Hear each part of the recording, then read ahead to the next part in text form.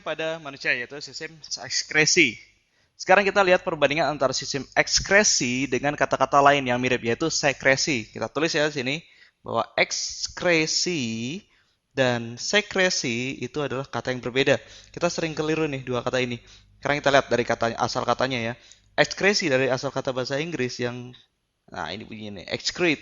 Sedangkan sekresi dari kata bahasa Inggris juga namanya secrete. Dua-duanya adalah membuang sesuatu. Nah, tapi perbedaannya dalam biologi, excrete atau ekskresi itu adalah membuang ini sisa metabolisme yang biasanya sangat berbahaya buat tubuh, biasanya berbentuk racun, sedangkan sekresi itulah membuang sesuatu yang masih digunakan oleh tubuh, biasanya adalah hormon. Nah, sekarang kita tidak membahas sistem sekresi, tapi membahas sistem ekskresi, yaitu sisa metabolisme. Pertanyaan sekarang, kenapa sih sisa metabolisme itu harus dibuang oleh tubuh? Sekarang pertanyaan sama, kenapa sih sampah harus dibuang? Karena kalau dibiarkan, dia akan mengganggu fungsi kan. Misalnya ambil contoh gini deh. Dalam tubuh kita itu, ketika kita bernafas, kita mengeluarkan CO2 kan. Bayangkan kalian tahan napas selama 1 menit. CO2 itu terkumpul dalam paru-paru kita. Kita tidak bisa bernapas lagi. Nah, itulah gunanya membuang sisa metabolisme. Sekarang kita lihat, sistem ekskresi itu ada berapa aja sih? Yang pertama itu adalah ginjal.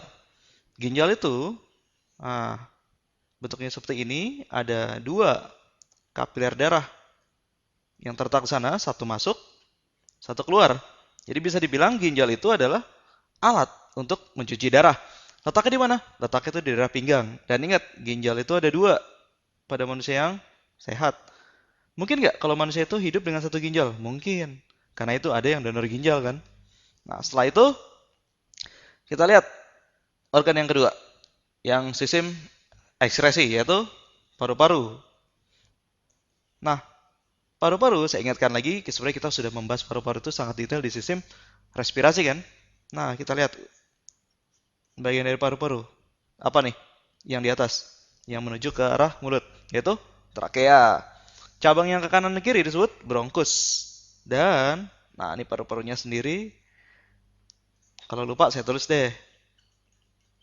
Trakea, di sini cabangnya namanya bronkus. Saya lewatkan ke yang cabang kecil-kecilnya nih.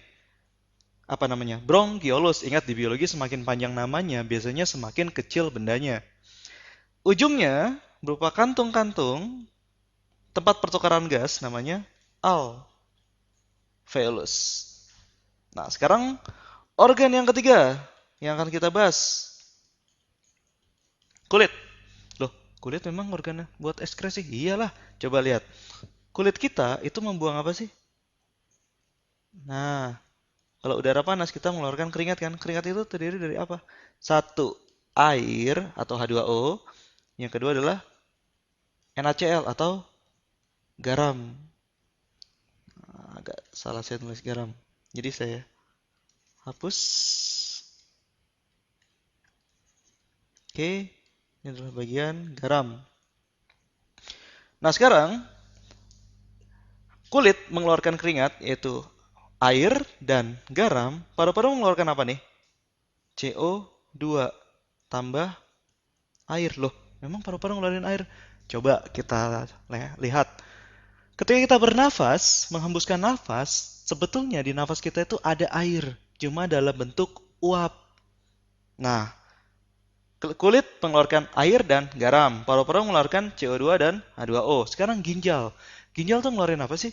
Karena dia yang masuk adalah darah, yang keluar adalah urin. Nah, sekarang organ berikutnya adalah hati. Nah, tidak diduga kan bahwa hati itu sebetulnya adalah organ untuk ekskresi. Hati ngeluarin apa sekarang? Hati mengeluarkan atau menetralkan racun. Jadi kalau ada racun-racun dalam tubuh itu dibawa ke hati untuk dirombak menjadi senyawa yang tidak berbahaya lagi. Selain itu, hati juga akan mengeluarkan apa lagi? Ini nih, zat empedu.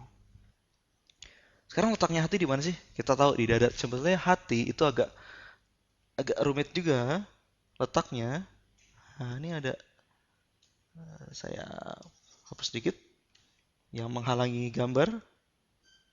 Oke, lambung. usus halus. Usus halus berlanjut ke usus mana nih? Usus besar kan? Ya, saya gambarin. Nah, gini aja deh. Hati letaknya di sini. Nah, saya arsir. Oke, sekarang kita lihat bahwa sistem ekskresi pada manusia, saya ulang lagi, adalah sistem yang fungsinya untuk membuang sisa metabolisme. Ada 4 yang terlibat di sini. Yang pertama adalah ginjal dengan mengeluarkan urin, paru-paru mengeluarkan CO2 dan H2O, kulit mengeluarkan keringat yang terdiri dari air juga dan NaCl garam-garam, dan yang terakhir adalah hati, dia mengeluarkan racun dan empedu. Sebetulnya ada lagi bagian hati. Hati juga memproduksi urea. Nah, oke, setelah ini kita akan membahas organ yang pertama yaitu ginjal. Kita balik halamannya ya. Nah, sudah balik. Organ pertama yang kita bahas, ginjal. Tadi sudah saya katakan ginjal itu adalah alat untuk nih cuci darah. Apa artinya cuci darah? Jadi begini. Ini kalau ada gambar ginjal. Nah, tadi ada 2 saluran yang masuk dan yang keluar. Sini. Darah kotor dibawa ke ginjal, yang sudah dicuci, yang sudah bersih keluar dari ginjal. Ini namanya arteri, yang keluar adalah vena. Arteri dari ginjal, vena dari ginjal. Nah, di dalam itu diapain sih? Ginjal itu terdiri dari ini, lapisan-lapisan. Bagian paling luar, yang kulitnya disebut korteks atau kulit ginjal, sedangkan bagian dalam itu terdiri dari seperti begini nih. Seperti satuan-satuan kecil. Nama lapisan-lapisan ini adalah medula. Sedangkan di ujungnya, ini ada suatu tempat berkumpulnya sampah-sampah hasil perombakan darah. Ingat kan dia nyuci darah kan? Sampahnya harus dibuang. Nah, sampahnya akan dikumpulkan di bagian ini. Ingat, ginjal ada 2. Saya hapus sedikit bagian ini. Yap, ke sini nih. Ini bagian ke arah ginjal yang lain. Nah, bagian medula, korteks, dan satu lagi tempat berkumpulnya sampahnya disebut pelvis adalah bagian-bagian dari ginjal. Korteks itu sebagai kulitnya, kulit ginjal, sedangkan medula ini tempat filtrasi atau penyaringan, tempat dicuci darahnya secara betul-betul. Pelvis tempat pengumpulannya. Sedangkan saluran yang menghubungkan antara ginjal, nah ini nih, saluran ini, dengan kantung tempat berkumpulnya urin namanya ureter. Pernah dengar ureter? Saluran kencing kan? Berarti kantung ini adalah, kalau kita ingin buang air kecil, kantung ini akan penuh. Namanya kandung kemih. Bahasa biologinya, kandung atau kantung itu adalah vesika, dengan urin adalah kandung kemih atau vesika urinaria. Oke, sekarang bagaimana sih caranya dia bekerja, ginjal itu bekerja? Ya, saya lihat di sini. Ini agak panjang, saya hapus sedikit. Jadi begini, ibaratnya adalah ada satu mesin. Nah, saya gambar lebih sederhana gambar ginjalnya. Mesin ini ada masukannya, yaitu darah kan. Ini adalah arteri. Lalu di sini, ini dicuci nih. Bagian-bagian ini darah dicuci semua oleh satu mesin. Lalu, darah yang sudah bersih akan keluar lagi. Sampah-sampahnya dikumpulkan ke bawah. Bisa tebak kan? Ini arteri, ini vena, berarti ini apa? Ini ginjalnya sendiri kan? Ini adalah bagian medula, dan bagian ini adalah pelvisnya. Sedangkan ini ditampung di vesika urinaria. Oke, ini akan turun ke bawah nantinya. Nah, sekarang permasalahannya bagaimana cara mencuci darah. Oke, saya hapus lagi bagian ini. Kita lihat bagaimana darah itu dicuci. Jadi, tadi kan saya sudah bilang kan bahwa medula, ini nih medula, ini berperan dalam pencucian darah. Sekarang kalau saya perbesar satu medula, dia akan jadi seperti ini. Ada suatu tabung yang terhubung oleh satu sistem saluran, ada yang ke bawah dan ada yang ke atas. Nah, di ujungnya dia membentuk seperti lengkungan. Nah, sekarang mekanismenya seperti ini. Darah masuk ke sini. Lalu bercabang-cabang jadi kecil-kecil, keluar lagi. Nah, ketika darah ini masuk, dia akan dicuci. Yang setelah bersih, keluar lewat vena, ini masuk lewat arteri. Nah, bagian yang mencuci ini namanya adalah glomerulus. Sedangkan bagian yang membentuk kapsul, ini biasa disebut kapsula Bowman, karena dia melingkupi glomerulus. Sedangkan saluran-saluran ini disebut tubulus. Dari tubulus ini, nah dari sini kan ke sini kan, nah, ke arah sini, lalu ke sini, berkumpul di pelvis. Jadi begini nih, ini medula, isinya semua si glomerulus, Bowman, dan tubulus.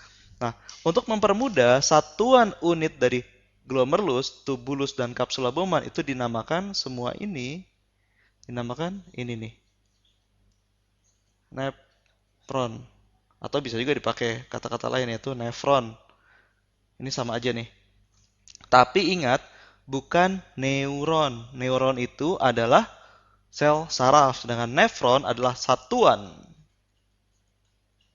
Satuan apa? Satuan filtrasi atau penyaringan di medula ginjal.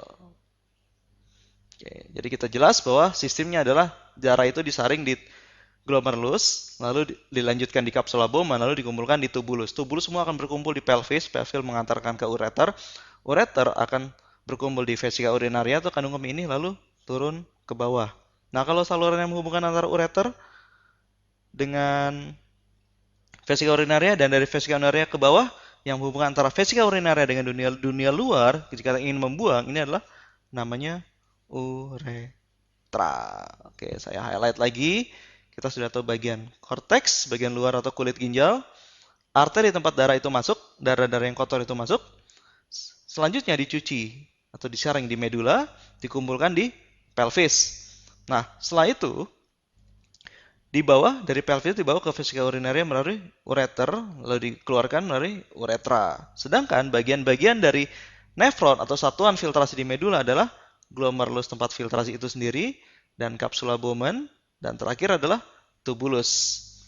Nah, sebetulnya ada penyakit-penyakit yang diakibatkan oleh ginjal. Kita lihat salah satu. Di sini nih. Saya hapus dulu. Ini sudah. Ini hanya tentang gambaran sederhana bagaimana ginjal itu bekerja. Nah, penyakit-penyakitnya antara lain ini nih. Yang pertama ini sangat terkenal. Diabetes mellitus. Artinya apa? Kalau fungsi ginjal itu tidak bekerja dengan baik, maka gula akan lolos dari saringan di sini. Lalu akan turun ke bawah, lalu air kencingnya jadi manis. Disebut diabetes mellitus atau kencing manis. Ada lagi nggak penyakit diabetes? Ada. Yang kedua diabetes insipidus. Kalau mellitus kelebihan gula, urinnya jadi manis. Kalau insipidus itu kelebihan apa? Kelebihan urin. Jadi urinnya terus-terusan keluar karena kerja hormon sedang tidak benar. Jadi kalau mellitus itu urinnya ada gulanya, insipidus itu ada urinnya banyak. Ya, selanjutnya adalah ini nih. Batu ginjal. Apa tuh batu ginjal? Walaupun namanya batu ginjal, batunya tidak terdapat di dalam ginjal, tapi terdapat di sini. Nah, karena deposit dari suatu larutan terkumpul sini, dia jadi mengendap, lama-lama menjadi batu yang menghambat saluran kencing, batu ginjal. Oke, 1, 2, 3. Batu ginjal, diabetes insipidus adalah kelebihan urin, diabetes mellitus adalah kelebihan gula. Oke, jadi kita cukupkan materi tentang ginjal. Berikutnya kita akan membahas tentang paru-paru dan kulit.